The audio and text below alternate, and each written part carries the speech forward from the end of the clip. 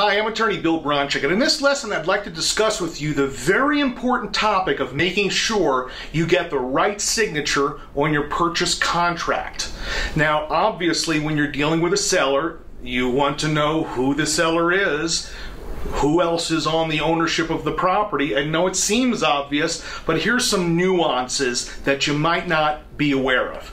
Now, before we get into this, make sure when you're having a conversation with a seller first, over the phone perhaps, that you have all persons that are obligated to sign at the meeting. The worst thing you can do is negotiate a deal with, let's say, the husband, and they say, oh, by the way, my wife, who's not living with me, has to approve this too because she's on title. Bad mistake. So make sure all parties who have to sign are there. Now, for example, one is making sure who is on the deed to the property. If they have a copy of the deed, that would be helpful. If you could pull it up online or pull it up off the tax assessor records, find out all the names of the parties on title they all have to sign. Now, in some states that are called community property, California is an example, it is presumed that all marital property belongs to both spouses. Which means that even if title is just vested in husband's name, wife, as long as they're married, has to sign off on the deed eventually, thus has to sign the purchase contract. So if you're in a community property state and someone says, don't worry about my wife, she moved out, or don't worry about my husband, he moved out, and they're still married, there's a community property right to that asset. Okay, so you got to get both signatures on it. In other states that are not community property, some have what's called dower, D-O-W-E-R, and courtesy, not like courteous, but courtesy, C-U-R-T-E-S-Y. Those are spousal rights to property, similar to community property, but in the end, it's the same basic concept. You need both signatures of the spouses, even if only one is on title. So that would be on the purchase contract as well as the closing documents, the deed. Okay? So, again, make sure you know who the people are that you legally have to deal with that are owners on the property, and meet with those parties together. Don't do it separately. Even if they're not talking to each other, maybe you can do a three-way phone call or something first, but really try to negotiate it all at once so they don't pull a routine of higher authority, for example, like car dealers do when they say, I'll talk to my boss and see if I can get you a deal, instead of talking to the boss directly. You know what I mean. Okay, the second scenario would be a corporate entity.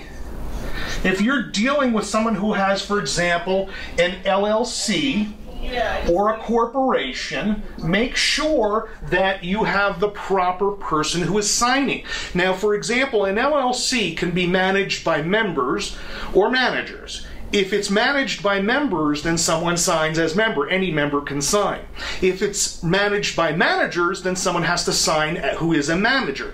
And a lot of sellers who own LLCs don't even know the difference. Make sure you pull a copy of their filing document off of the Secretary of State website and see who's named as the manager or managers, or even if there are managers or no managers. That way you know the person is signing in the proper capacity on the purchase contract.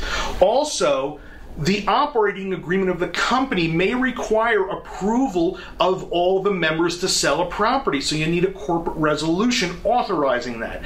Now, on the purchase contract, that might not be as important as at closing, because a title company may require a resolution, but just keep that one in mind. A third scenario that might come up is an estate. Someone says, yeah, my mom just died and I'm the sole heir to her estate, so I'd like to sell you my property.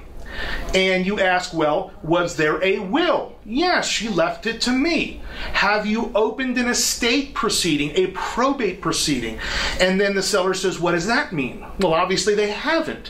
When the person dies solely owning property in their own name, it now belongs to their estate. And until someone is appointed as the representative, i.e. the executor of the estate, nobody has authority to sign the property over from the estate except that person.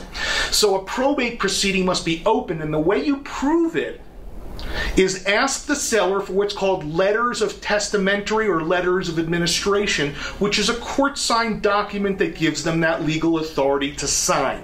So the seller on the contract is not the individual, it's the estate of the dead person, signed by the individual who is the personal representative of the estate.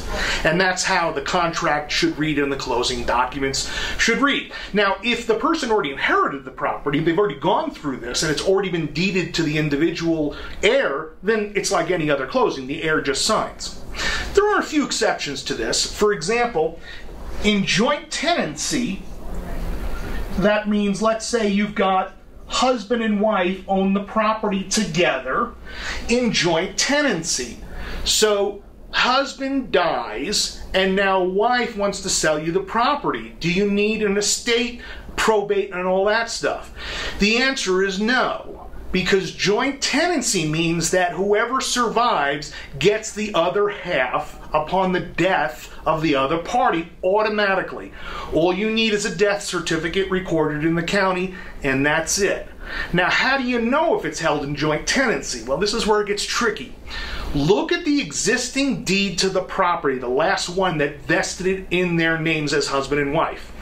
If it says husband and wife, and just their names, not husband and wife, but just say person A, person B, and it says nothing else, well, by default, that's tenancy in common, which does not have a right of survivorship. You have to go through probate process. If it says person A and person B as joint tenants, there you go. Or it might say as joint tenants with right of survivorship or some variation. That's joint tenancy. In most states, however, A and B as husband and wife means joint tenancy automatically, but you'll have to check that with your local attorney or title company to make sure that that's clear. So make sure, in summary, you know who the legal parties are to the ownership of the property and who has rights to the property. That way, the property can be signed over legally with a contract. One last scenario, a bankruptcy. If someone has filed for a Chapter 7 bankruptcy, what that means is they created an estate, sort of like a death estate. It's called a bankruptcy estate.